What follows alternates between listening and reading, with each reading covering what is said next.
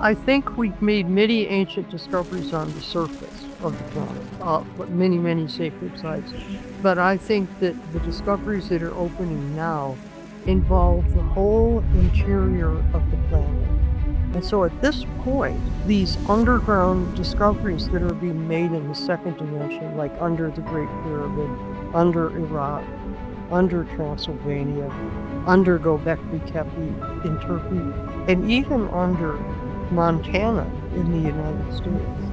And with this opening of the first and the second dimensions, how do you feel that's affecting the third dimension? These discoveries are bringing us to the culmination of 100,000 years of Pleiadian interaction with our species. But what's happening now is we've actually gotten something. And scientific materialism and the prevailing belief systems and the timeline that we've been taught is all false.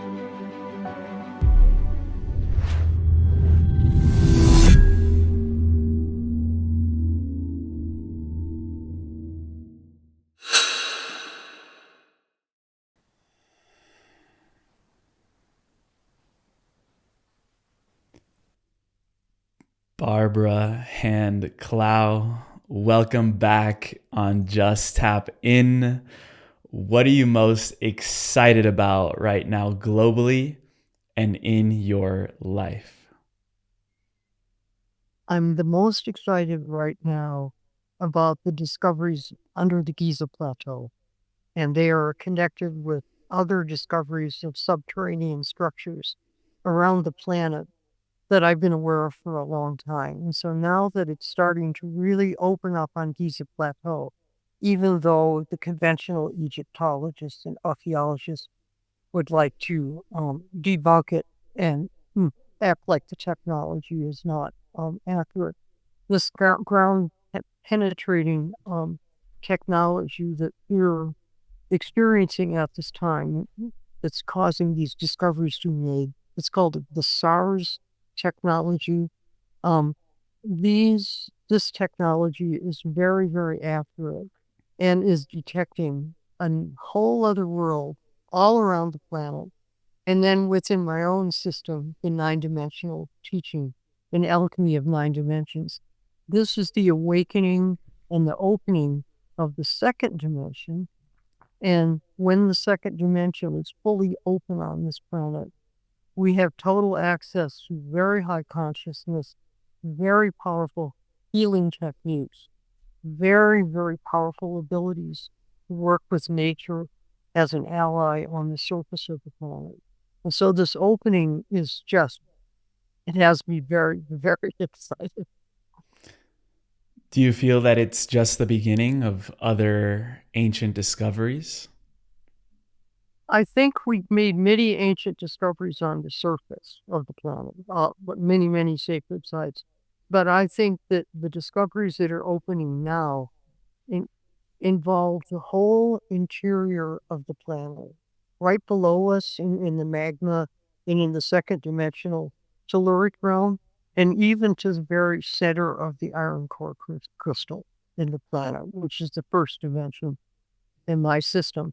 And so since the first dimension of any system in the universe, centers of the stars, centers of planets, centers of galaxies, since those are all the first dimensional realm, then what goes on is they all resonate with each other in their consciousness. And so as we awaken this opening of the first dimension and second dimension, then what happens is we become immediately cosmically connected, which is what's happening to us right now. And it is very stressful and intense for people, but it's what we've all secretly desired from the beginning of time. And with this opening of the first and the second dimensions, how do you feel that's affecting the third dimension? I mean, yesterday we just had a full-out power blackout in a few countries in Europe where we were disconnected from the power grid. How do you feel like this opening that you're talking about is affecting our 3D world, the material world that we see around us? Yeah. Well, as far as I know, the scientists, so-called, are saying that they don't understand how they don't understand the cause of this power outage. But I study the sun daily. I study the sun almost as much as I study our planet. And the sun has been just intensely activated and aroused during the last couple of months. And certainly during the time of this power outage, there was a massive coronal mass ejection, which is a ejection of plasma from the surface of the sun. And it's a known fact that coronal mass ejections cause power outages. I mean, here we are paying for all the science, and we're supposed to admire all these systems, and either they're not telling us the truth because they don't want us to know something, or if it's even possible, they don't even know it themselves. And then I also have to say there's a deep connection between the conditions on the sun and with weather systems and volcanoes and earthquakes. And so we're in the middle of a massive increase right now of earthquakes and volcanoes, and even signs some of the super volcanoes are activated. So we are just in the middle of just an amazing awakening of energy. And then there was a tornado on the sun the same day that the Pope died. Now, tornadoes on the sun are very rare, and this one was probably the biggest one that anybody has any idea about. And so there's this consciousness, this wave of energy as someone like Pope Francis passes, and most importantly, all the feelings that people have about him. And then there's like a tornado on the sun. I mean, these things are beautiful synchronicities. What do you feel is the spiritual significance of the sun? The spiritual significance of the sun is that the sun is the energizing factor that makes our solar system even possible, makes the earth even possible. And so the sun is the expression of the energy that created us. And so in some cultures, as you know, people think of the sun as God, as like a nature deity. And there's correctness in that. There are many, many definitions for God. So it's what creates us with its energy. And it does it benevolently, but it's also the fascinating thing about the sun is it responds to us. And so at this point, there are a lot of people on this planet who really need to change their ways and go to a more pure and higher vibrational frequency. The earth cannot take the degree of destruction that's being imposed on it by the human race. And so the sun was just responding by basically exploding all the time, you know? And I love watching it. Amelia, there's only one thing that would really, really make me sad and make me grieve. And that would be if we humans destroy this planet. That would make me grieve. And so when I see nature responding with the sun and with the galaxies and with the other stars, I'm encouraged by that. Mm.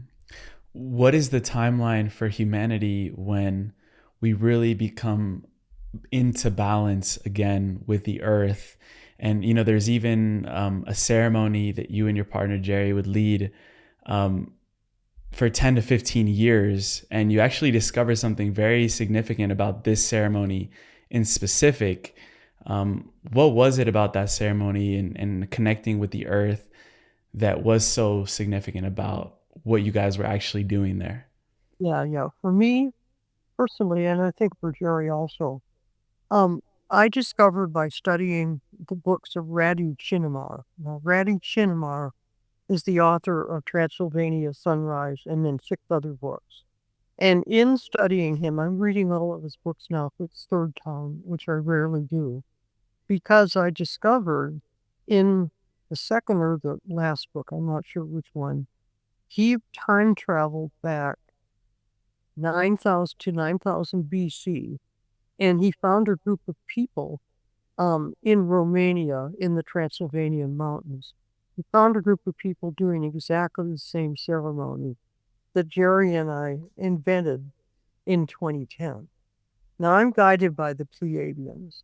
So that's a key right there. That ceremony would have come from them, first of all, because that's where I've gotten all that really higher consciousness information. And the Pleiadians have been guiding us and helping us and teaching us on this planet for 100,000 years. And so at this point, these underground discoveries that are being made in the second dimension, like under the Great Pyramid, under Iraq, under Transylvania, under Göbekli Tepe in Turkey, and even under Montana in the United States. These discoveries are bringing us to the culmination of 100,000 years of Pleiadian interaction with our species. And that's just something that I've learned. I was taught as a child, because I'm part Native American, that I came from the Pleiades. And then as I was growing up, I went all over the planet and visited the sacred cultures, and I found many sacred cultures who understood that they were from the Pleiades, including my own tribal people. But what's happening now is we've actually gotten someplace. And scientific materialism and the prevailing belief systems and the timeline that we've been taught is all false. Basically, not all, but most of it's false. Many, many people realize that. And meanwhile, the real teachings that have come to us for 100,000 years are really manifested now. And basically, the place to look for them is in art. The way to understand the Paleolithic cultures and the Pleiadian teachings and all that is to understand that as humans, we're on this planet to create beauty, and we are on this planet to interact in a beautiful way with all the other species and all the other races and all the other people and all the minerals and elements. It's all about beauty. And so that's why I like to use the word art. If you just keep pursuing beauty, which, by the way, the altar behind you that you use for these interviews is really wonderful for the person being interviewed, because I'm staring at your beautiful face, and then I'm looking at all these beautiful objects that are obviously so sacred to you. This would be different if it wasn't like that. And so my whole life, I pursued creating beauty. Something you may not know about me, Emilio, is that I have been a historic and restorer of many houses, colonial houses, arts and crafts houses, Victorian houses. I have spent a tremendous amount of my time. I restored 25 houses in Canada and the United States just to save them. Every year or two, I would find another house. That's why you notice I moved a lot, because sometimes we had to move into them in order to do it. But I was so upset as a child and young adult by the destruction of the beautiful things that we had created, like in America, from 1750, say, to 1960 or whatever. And then all of a sudden, bulldozers and road graders and destruction break the stained glass windows. I couldn't stand it. And so I literally spent my whole life pursuing beauty. And by pursuing beauty, slowly but surely, my consciousness was rising.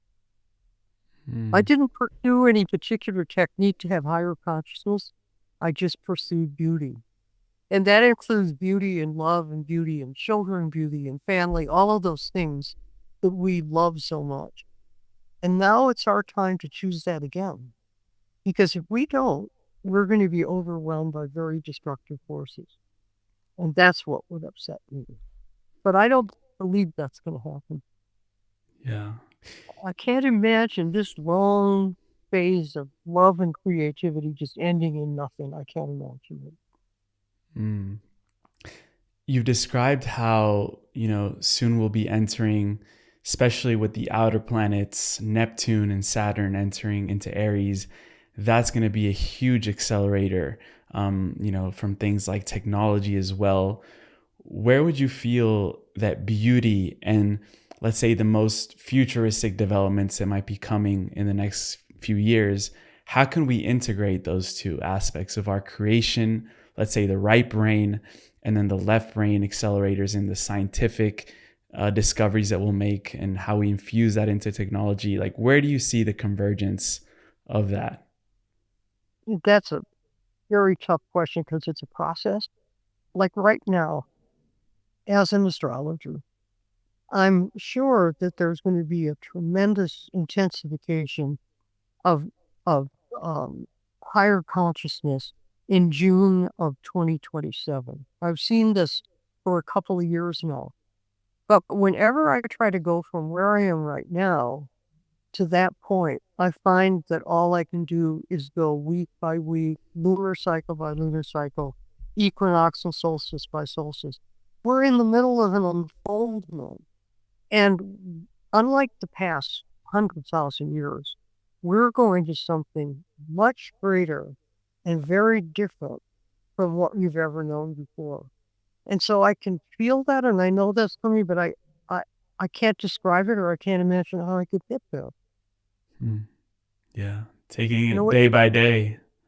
Yeah. Well, hopefully, day by day, are you noticing that just day by day, there's just more little miracles happening? I mean, Jerry and I have had some experiences that would just knock your socks off. With things, just magical things just manifesting. And usually it's just because it came right after we did something for someone else.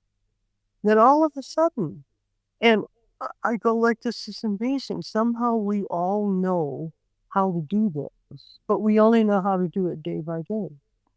Yeah.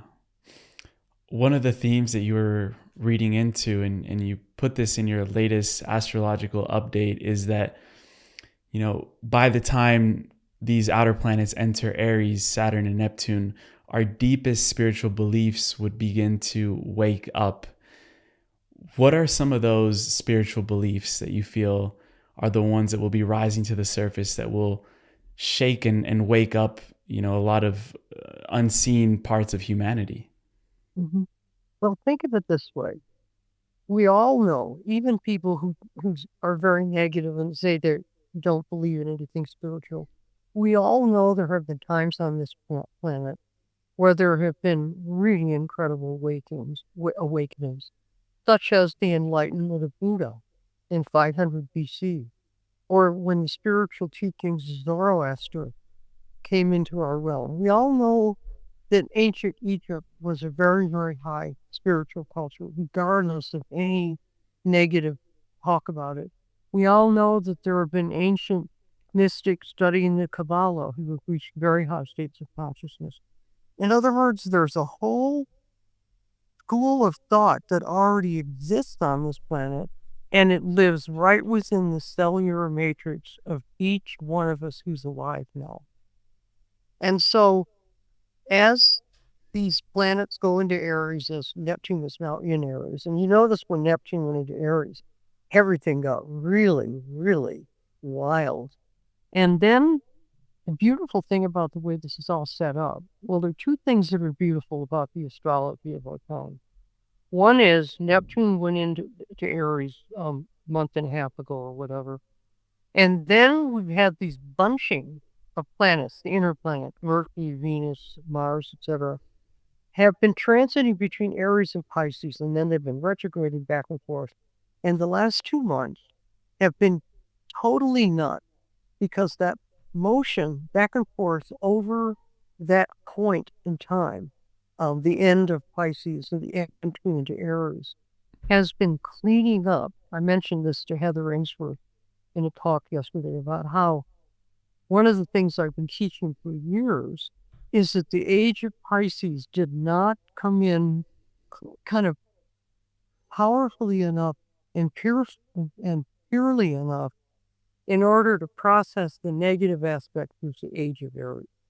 Now, the age of Aries is around 2000 BC to around 0 AD, where we had 2,000 years of warfare and barbaric human behavior that has only been seen in recent times in Gaza and the Ukraine.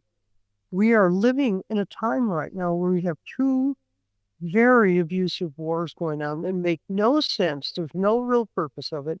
except just carnage and blood and gore and human suffering. And this is making us live through the media. The time 2,000 years ago, 2 to 4,000 years ago.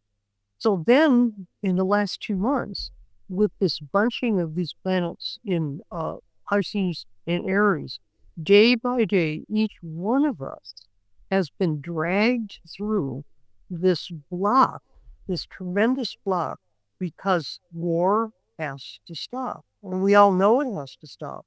But how do you get through that block? And that's where we are right now. And that's why this is so difficult. And I think probably Trump won the election because a lot of people thought that maybe he could end the war in Gaza and the war in the Ukraine. I'm not saying, not advocating that he could or saying that he could, but I think a fair number of people are just so sick of it that if one person wasn't doing it, which is the previous administration, give somebody else a try and maybe they'll do it. And it's possible that we may see a real ending to war in the next couple of months, looking at the astrology during this spring equinox season. We're certainly seeing movement toward it already, but we may actually see some solutions. What is the astrology saying about these potentials of war ending?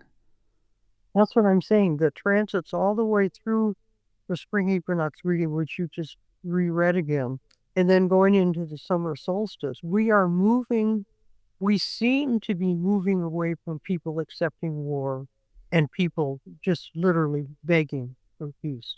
It seems to be happening.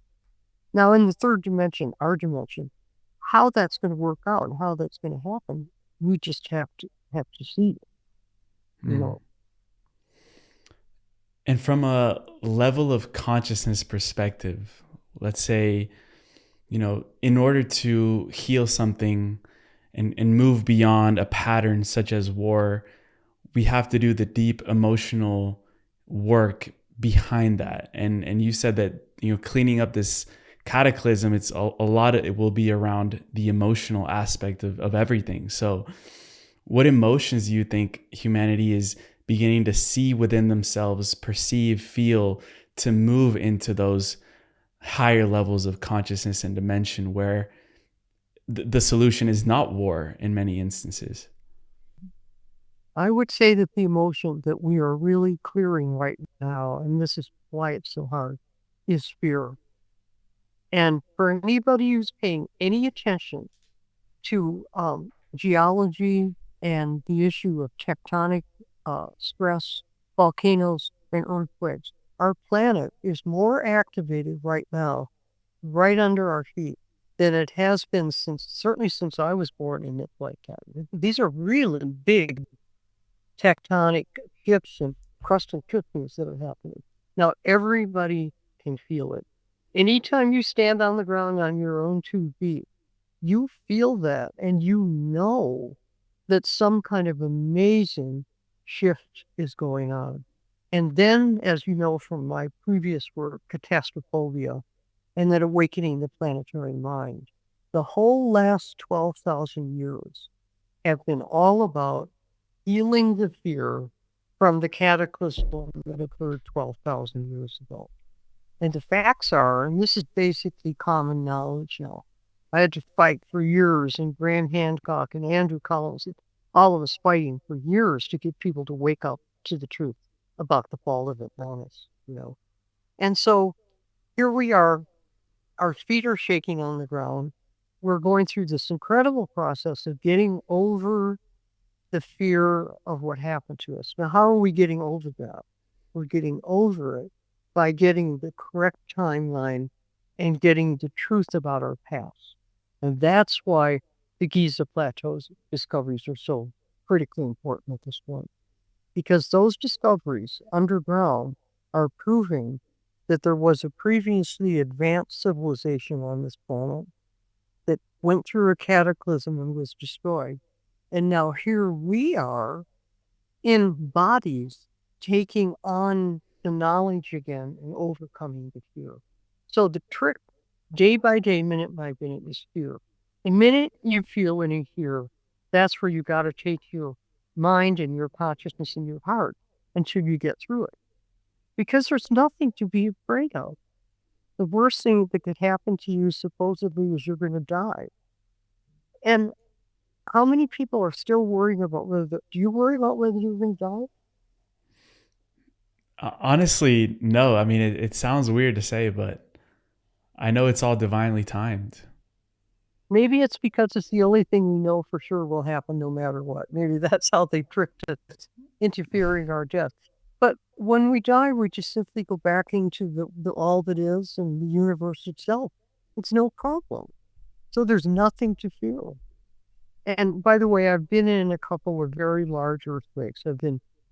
Had some of these experiences in this lifetime.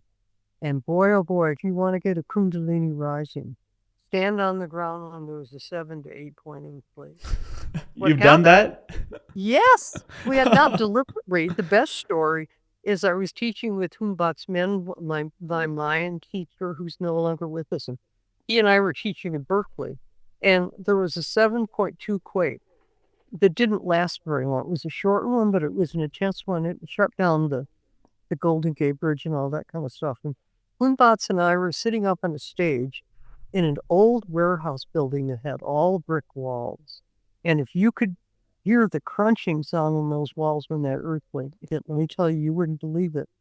Humbats just sat there, calm as could be, didn't even pay any attention to it. And I had such a Kundalini rising that I had to stand up in the front of a couple of hundred people, and I had to lift my arms in the sky as high as I could. And I just said, just blow your Kundalini. That's what happens. It's ecstatic. It's really ecstatic. You know? Yeah. There's a whole other thing that goes on with earth changes, and they're very, very ecstatic. Now, some of them are very unpleasant if you get caught in a mud flow in the bottom of the canyon, obviously. You know, I'm not wanting to make this sound like this is fun, but we should imprint the fact that this is energy of the earth releasing. You know, it's powerful. Hello, beautiful family. Quick one today. I just wanted to take a moment to thank each and every one of you that have subscribed to this channel. Your subscription means more than you know. Even though it's free, what you're doing is you're empowering a whole channel to be able to do this every single day and continue showing up in the way that we can with all of our resources on hand. Thank you for contributing to the growth of this channel, for sharing it with the people that you love, for creating a conscious movement of individuals that are seeking the sovereignty and the divinity of their soul.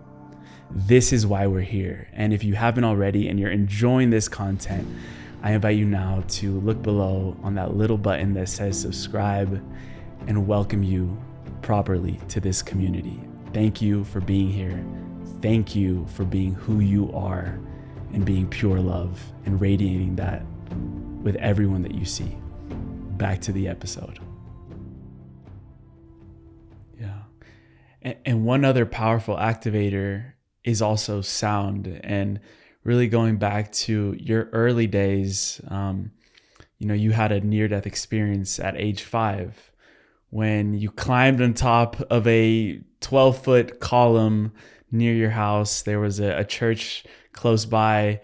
The bells started ringing, and through the sound of the bells, you passed out for 4 to 5 hours, and you said you went through an ascension process. How would you advise for people to utilize those activations, those experiences where you're, in a sense, near the other side, to go there and bring back all of this ancient information and teachings and memory for our own evolution and hopefully the evolution of the others around us? Yeah, well, I think those experiences are a gift for us. And the most common way that people have this type of ascension and awakening experience is with the near-death experience. And, and I've talked to 10 or 15 people who have had near-death experiences. I can't think of a single one who didn't value the knowledge that they got.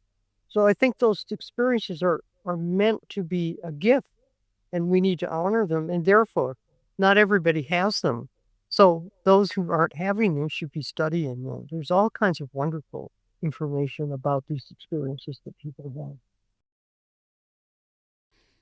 After that, you proceeded to have this whole mystical training with your grandparents, your grandfather from a Cherokee lineage, from that early of an age, becoming a record keeper of sorts of this passed down verbal tradition.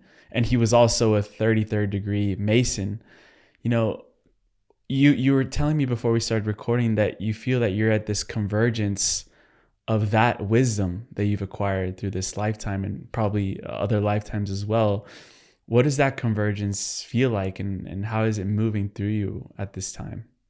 It's really exciting because, as you know, last year we were promoting the 20th anniversary edition of Alchemy of Nine Dimensions. So I've been working with the data bank in Alchemy of Nine Dimensions, which first arrived in 1995 from the Pleiadians. The book was the Pleiadian Agenda, a new cosmology for the age of light. And that's a channeled book.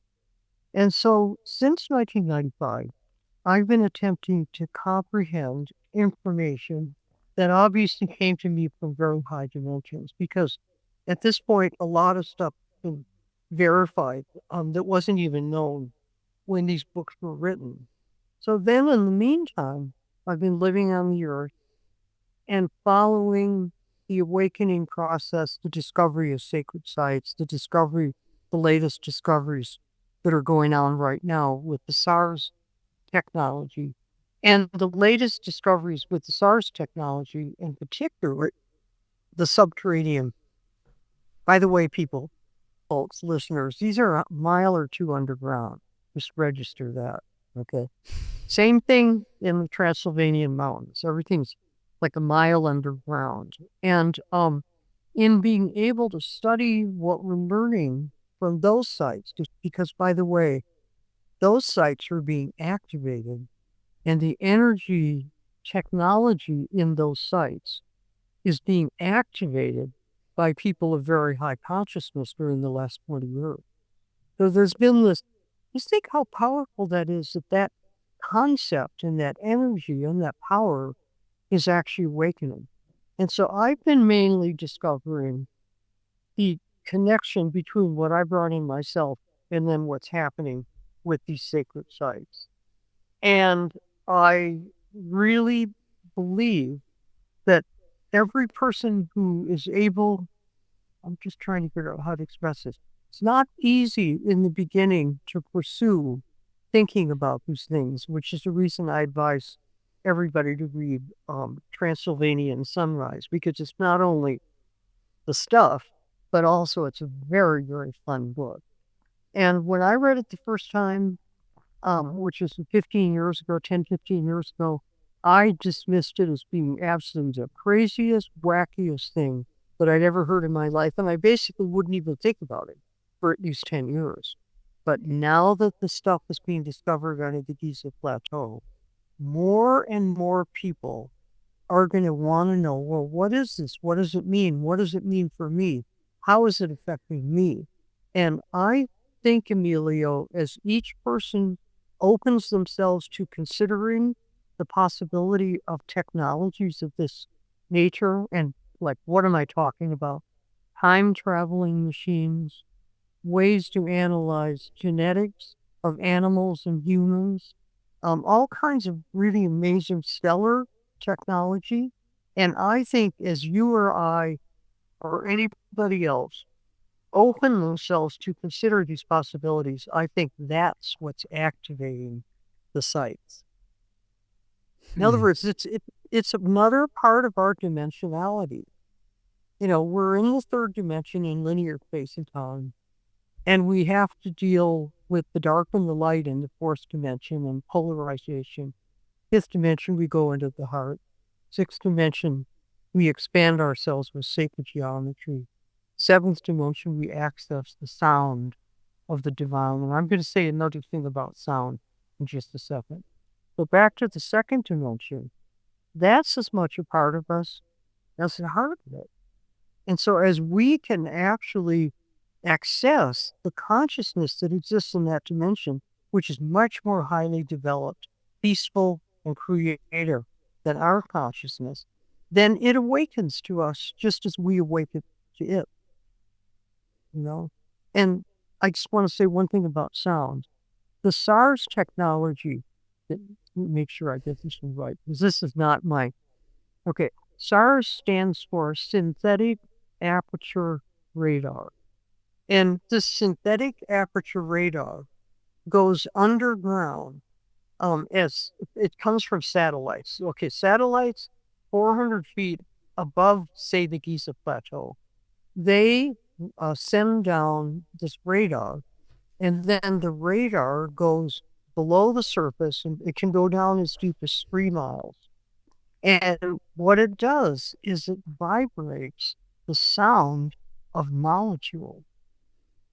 And I think this is very important because sound, the dimension of sound, is the 7th dimension.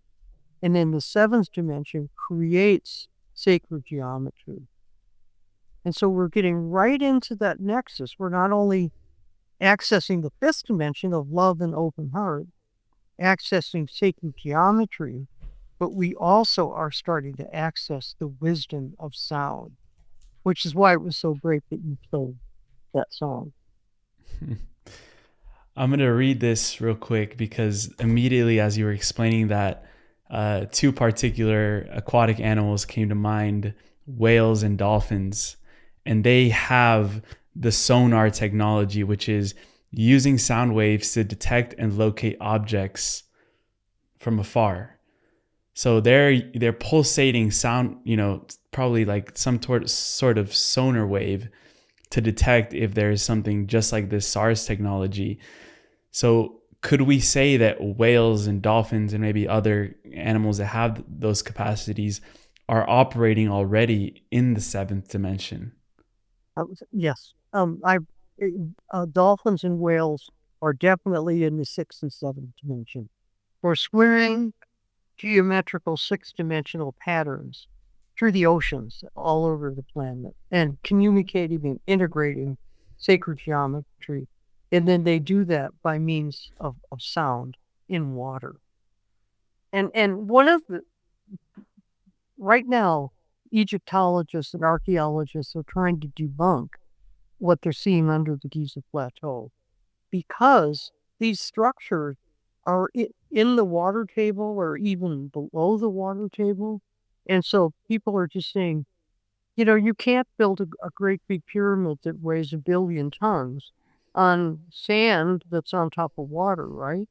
Well, something else is going to put it all together because the Osiris, one of the most important the Osiris is really the oldest monument that I've been able to find on the surface in Egypt. It goes back about 18 or 20,000 years. And the Osiris is right in the water table. In fact, the water from the water table is right in the temple itself. And so when I went there, I could hear Osiris. I could hear all kinds of Egyptian theology and mystical conceptions. The whole place is like a ringing bell. And that's where they found the first imprint of the flower of life. As you know, it's right in the hallway outside the Osiris. And the flower of life represents the fusion of geometry and sound. Another fusion that you've been talking about is this fusion of science and spirituality that will be seen more prominently because of the different conjunctions and shifts in the planetary alignments that we're seeing. What new, I guess, scientific spiritual fields do you think will be opening up for humanity as we begin to merge these 2 aspects into one? I have to stick with my own teachings there, and I do think I pretty much spend most of my time in all 9 dimensions all the time. And anybody who works with this teaching then has access to 9 dimensions of consciousness in any given situation. And I think that's what it's all about. And I think the passage through integrating artificial intelligence is going to be very complex. I don't know what's going to happen with that. It's certainly the thing to watch at this point. It's certainly the issue of the age of Aquarius. There's no reason that technology can't be a good technology. It's just that right now people are trying to use it for power and money. Yeah. And anytime you try to use anything for power and money, you never get beyond the fourth dimension. Tell us about the transition from going from a heliocentric perspective to a galactocentric perspective. Yeah, I wrote about that in the spring equinox because I think that's what's happening. So when we were heliocentric, which was basically 1550 AD to like 2000, this is basically the issue of Galileo and going beyond being geocentric. When that happened 500 years ago, and science went into heliocentric analysis of our solar system, astrologers understood perfectly well that the sun was in the center. That wasn't what it was about. The only thing astrology does is it does the geocentric perspective, which is to look at what's going on in space and time on the Earth in a particular location. That's all it is. Astrologers all know that everything goes around the sun, and we do all the transits that way. Well, now what's happening is we're moving out into the galaxy. And I tried to express that as well as I could by describing a little bit of information from David Wilcox. He's a researcher that I admire very much. And David Wilcox thinks that we're in a very, very special place in the galaxy. And that what's happening is the portals from Earth, the consciousness from Earth, is moving into the galactic center itself. And I don't know what else to say about it, except that it sure opens your mind a lot when you start thinking of yourself in the middle of a galaxy and not just in a solar system. So astrologers, we work with it quite a bit. We integrated it into chart analysis and all that. And it's just what's going to be happening. I do remember you saying as well that astrology is going through a new golden age. What about that field in specific, which you've been studying for so many years, do you feel that is evolving and how we're perceiving it in new ways? Did you ask about physics? Astrology is going through a golden age. Become galactic. It'll certainly be the first thing that'll actually be galactocentric, just like Galileo was an astronomer and he was heliocentric. So yeah, it has a huge and this is of course a very complex subject. All I've been able to do is suggest some of the writers like Chiron Labrise, who has written about some of these concepts, because these are very advanced and they're mainly being developed in California and the Bay Area region. There's a bunch of people who are working on this stuff. And we watch all the time to see what they're doing. And you notice we're getting more information all the time about the asteroids, hyperbelt objects. We're learning more all the time about the galactic milieu. Yeah. It's definitely a space to watch in the coming years. And, going back to what we were talking about in the beginning, where you mentioned how the Pleiadians definitely influenced us through arts and perceiving beauty. How do you feel the Pleiadians are supporting humanity at this nexus point right now that we're going through? I think they're really pushing us to move fast. And that's one of the difficulties that almost everybody is having. Because as you're awakening, you're processing emotional aspects of that awakening for yourself that sometimes have a lot to do with difficult times in the past, trauma in this lifetime. And most of us have a hard time going too fast. We just have to keep going at a pace that we can handle. And so the most important thing is to just keep moving forward. And that's been a tricky one for me because I was a fanatical restorer of historic houses.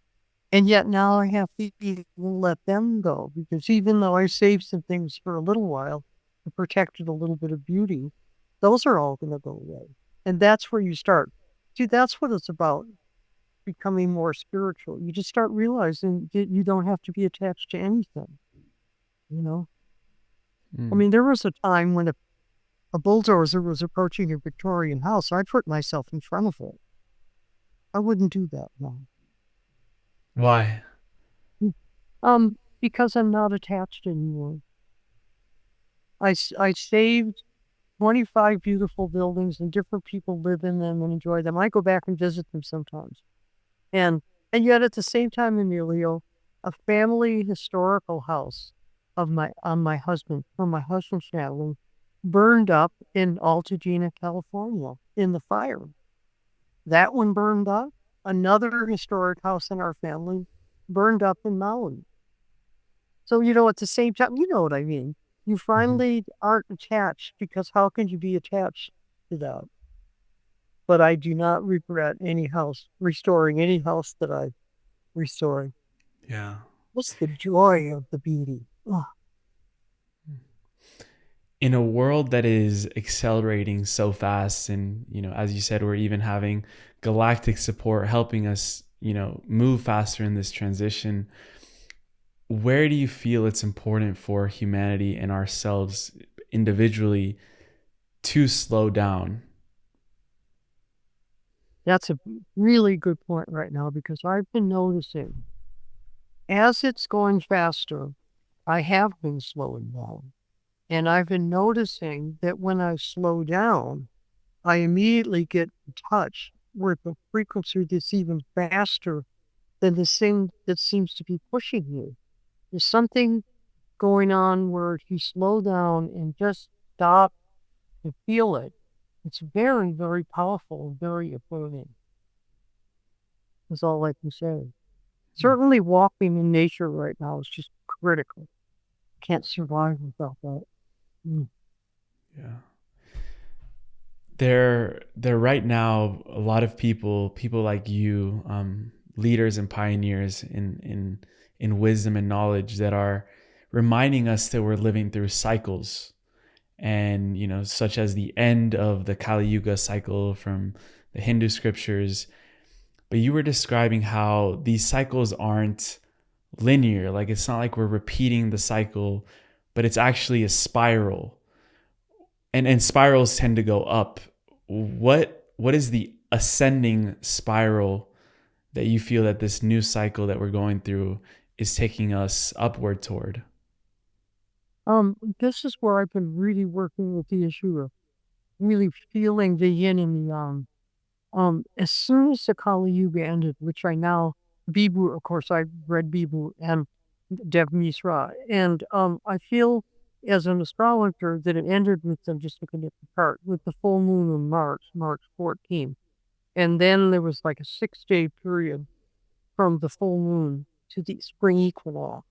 And I feel at that point, the influence of the Kali Yuga, which is a dark cycle, has ended, and we're moving into a much lighter phase of the yugas. And so what I started noticing the minute it ended, to see what we do as astrologers, we study potential fields of consciousness by analyzing the planets and the sun. But then what we do is we watch events every day to see what happens. And so one of the things that I noticed that just really kind of knocked me over is that there were some very, very dark events with sacred sites in the middle of April, which is this point when the Kali Yuga, March and April is ending. Now we're going more into April. So this is after the ending of the Kali Yuga, where I think the effects are more visible. So, for example, as a result of the discoveries by means of the SARS technology under Giza Plateau, the Zahi Hawass, the head of Egyptian antiquities, has closed the Sphinx Gate, and people are having to go through all kinds of difficulties in Egypt at this point in order to access the Giza Plateau. And this, to me, was a very negative thing. And then, more amazing than that, Klaus Schwab, the head of the World Economic Forum, who, by the way, just got kicked out a week ago because of financial um, uh, manipulation. He's no longer head of the World Economic Forum. Now that is for me a sign of the light coming.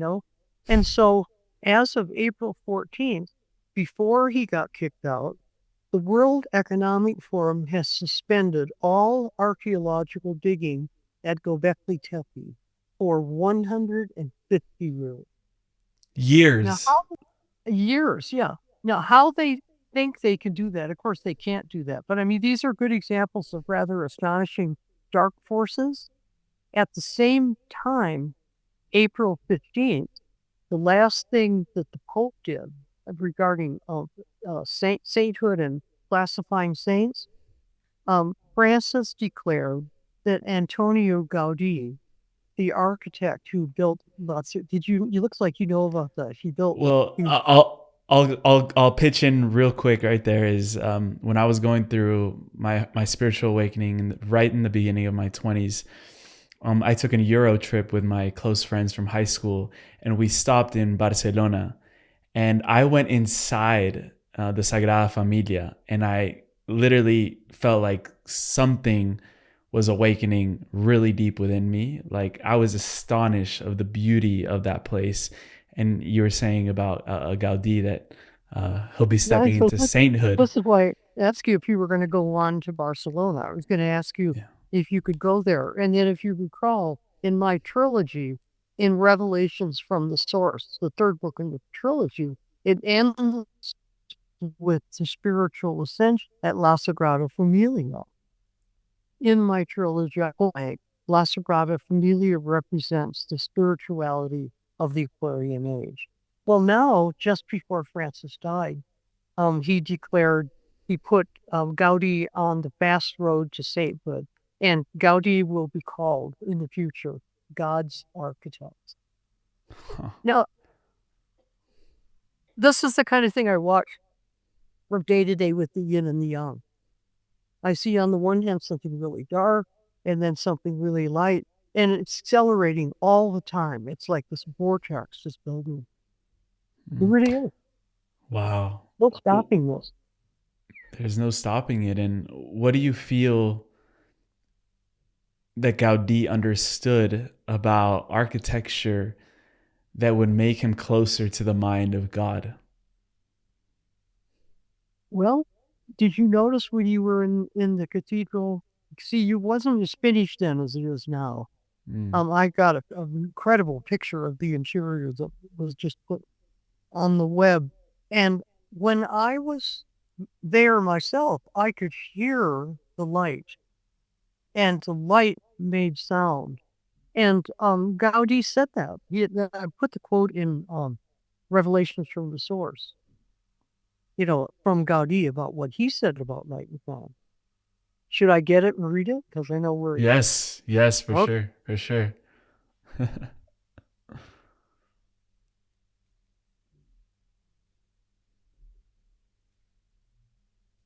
Okay.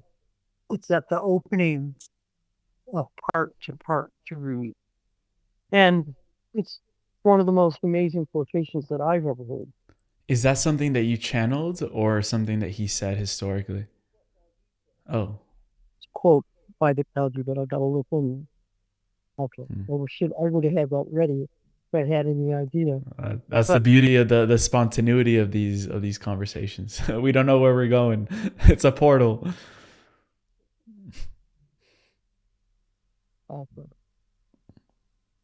Herbie, I'll have to get it if I can't find it. Looks like I can't find it. I thought it was at the beginning of part 3, but it's not. No. Sorry in the other way. Yeah. But it was a quote from Gaudí. If you email it to me, we can put it up on the screen right now so people can read it as we're going along. Yeah.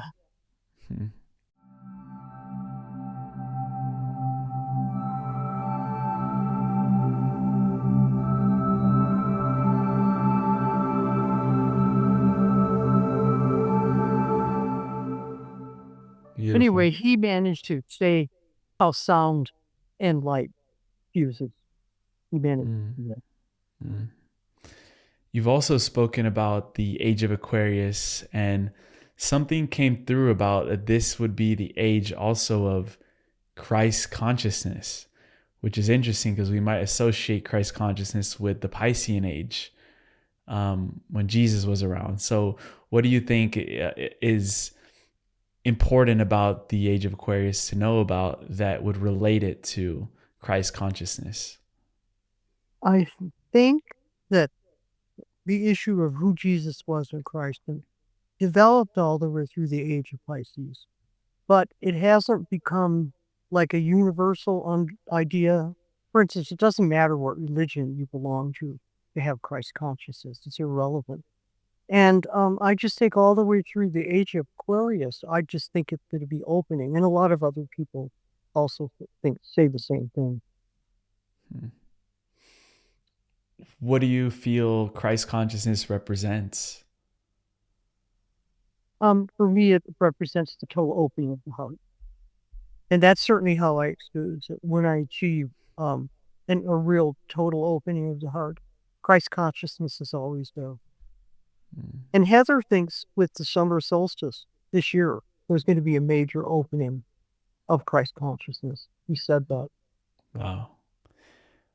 From all the clients and the people that you've worked with, and you've been a witness to this evolution of humanity for so many years, what do you think brings the most people to open their hearts? What maybe events in their life, what maybe realizations that they have about reality open the heart in the widest possible way?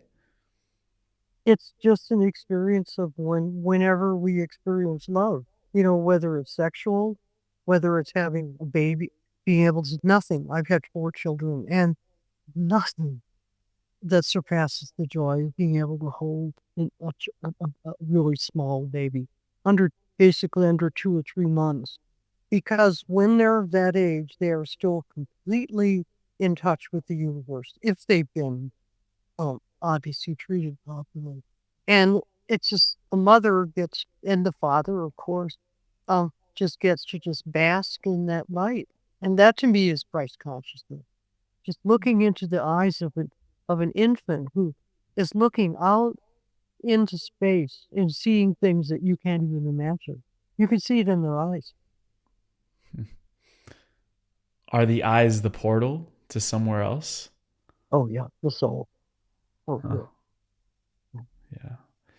That's beautiful. I mean, I've never had the opportunity to hold that much of a baby in my arms. I know I will in the future, in the far future, hopefully. Um, but it's interesting because you said that they were so in touch with divinity and the farther reaches of reality, and then at some point, those babies, when they grow older, they shut down that perception.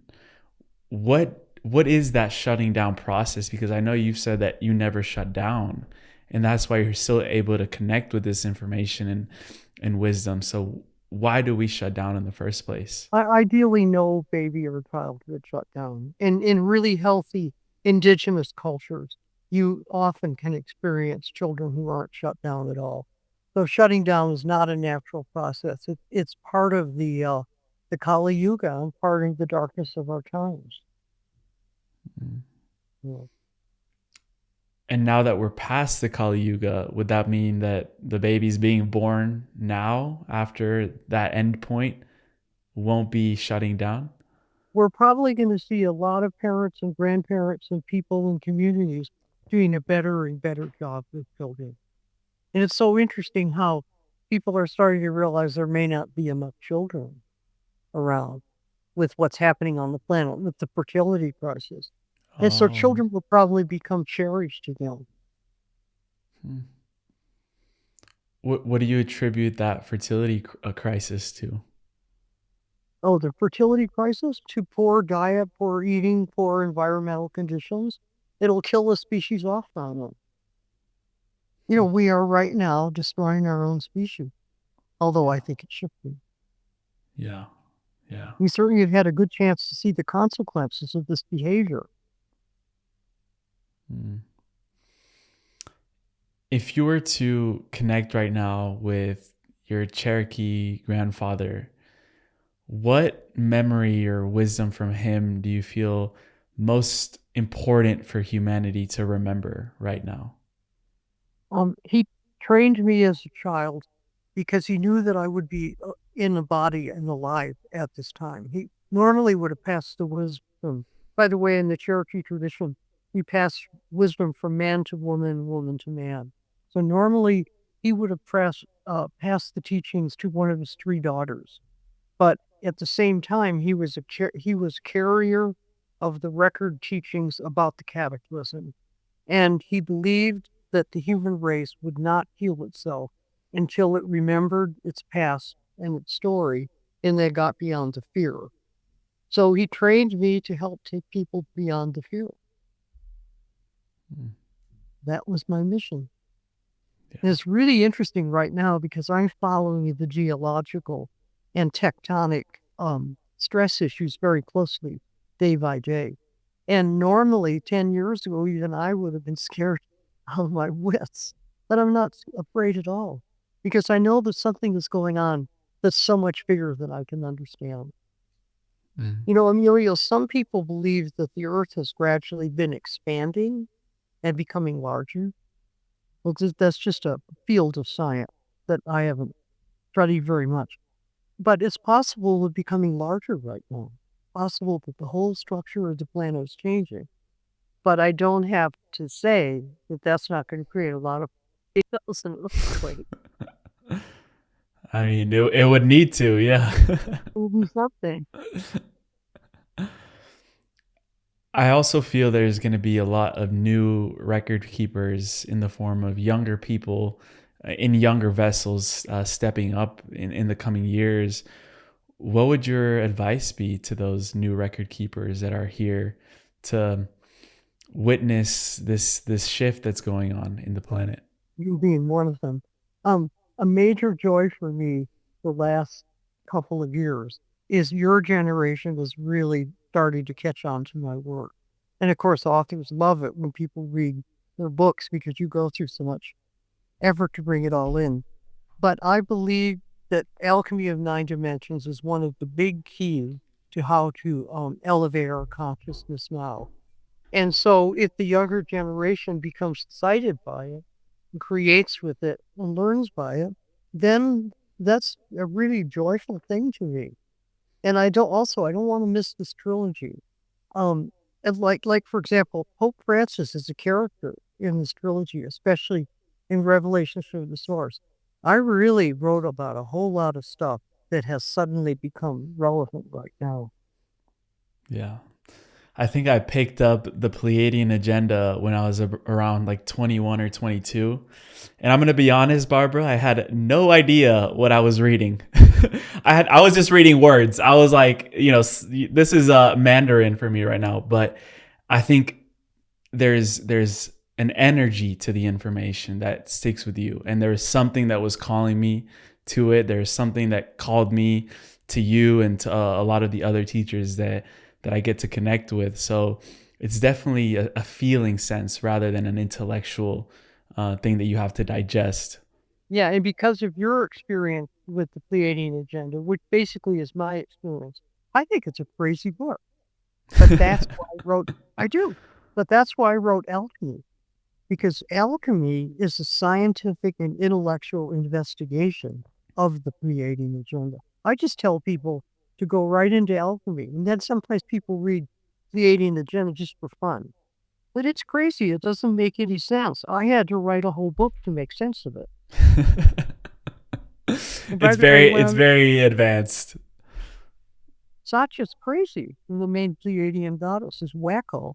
And when I channeled it, which was from like October 1994 to about March of 1995, it came in over a period of 5 months, exactly when Edward Whitten was writing his calculations for superstring theory.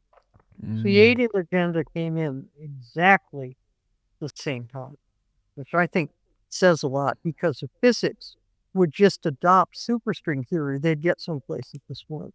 But they're stuck in all sorts of stupid ideas. And so while I was bringing it in, I was half crazy myself. Talk about the bad head on the block. I was it. Can you imagine bringing this up in? Especially that during that time period where this stuff wasn't as maybe popularized as it has become That's why I recently. admire channels, though, by the way. Channels, every channel I've ever known has had to really struggle with adrenal exhaustion and confusion and all that, because it's just so intense to access information at that level. So I admire them tremendously. Yeah. They're heroes. Yeah, they are. I love connecting with them and having them and showcasing their gifts to the world. And one thing you've said before is that right now you're working on mastering your own books. So out of the, all the books that you've read or that have come through you, what do you think is one principle that you believe you've mastered in this lifetime around that information that came through you? Yeah, this is really going to make you laugh. I, as a child, was profoundly dyslexic, had a terrible time in school, had a terrible time in college. And my goal in this lifetime has been to be able to write well. And I've only achieved that by writing this trilogy. So I've achieved my major goal, which was to be able to be understood. Mm-hmm. Yeah, beautiful, beautiful. Barbara, as you know, we end every show with a segment called the final trio, which are just little questions that we like to ask at the very end. Before that, where would you send people to connect with your work, all of the things that are coming through you right now, and anything that you feel would be a great resource to add on for this conversation that we had today? Well, certainly there's plenty of books to read. And then on my website, I'm writing an analysis with each one of the seasons of, like you just brought up some stuff about what was in the spring equinox, and then summer solstice coming up next. So I write an analysis, only 2 pages long, 3 pages maybe. And they're turning out to be quite prophetic. And I'm writing them as a guide to how to handle our times, but it's turning out to be a guiding force and quite prophetic. And that's the best way to know what I'm thinking about. Mm-hmm. I don't think I'll write any more books, although I don't know. You never know. You never know what the Pleiadians might want to do. Yeah. No, but those updates have been very powerful, and they're on the homepage of your website. So we'll link that in the show notes for everyone to go check out. And for the final trio, all the questions are personalized to you, to the guest. The first one is, if you could meet your past self again in this life or in others, what would you thank yourself for? Being kind.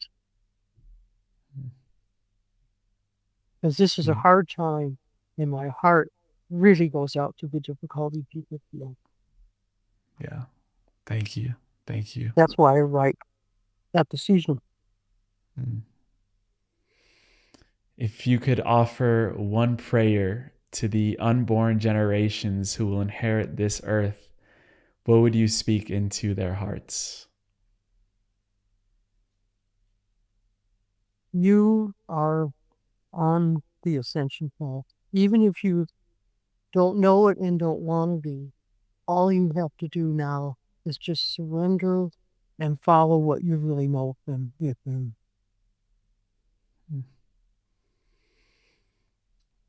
What's interesting about you is that you carry information and memories spanning hundreds of thousands of years. If you could pass one living memory to those listening today, which one would you choose to share and transmit? Oh, I should have reviewed these questions. Yeah, I think when people start talking to you, they review these questions. I don't know. there's so much, you know what I mean? I Yeah. certainly would say that anybody who can go to Barcelona and go to La Sagrada Familia. Let's do a field trip. Let's do a field trip, both of us. I know, I really just noticed that synchronicity between us. It's a portal to the divine. Mm, And you can hear it and you can see it. mm. Stay tuned for Barbara and Emilio's retreat to Barcelona. Coming TBD. TBD. Barbara, wow. It is my highest gift, my highest pleasure to connect with such a powerful and amazing soul that you are, carrying so much wisdom for humanity. I am lost for words at this moment right now. I feel genuinely I can just say so much about your work and how it's impacted my life and humanity and all the beautiful things that come out of that just by listening to it. So I hope to always, again, continue these conversations and go even deeper with you. It's such a pleasure and an honor. Thank you. We can count on that because this is going so fast now that we will probably need to talk to each other in another 3 to 6 months. This is just going so fast. Yeah. Because you really reach deep into my heart easily, and we share easily, and it's wonderful. So thank you. Thank you. It means a lot, and thank you for opening my heart as well in these conversations.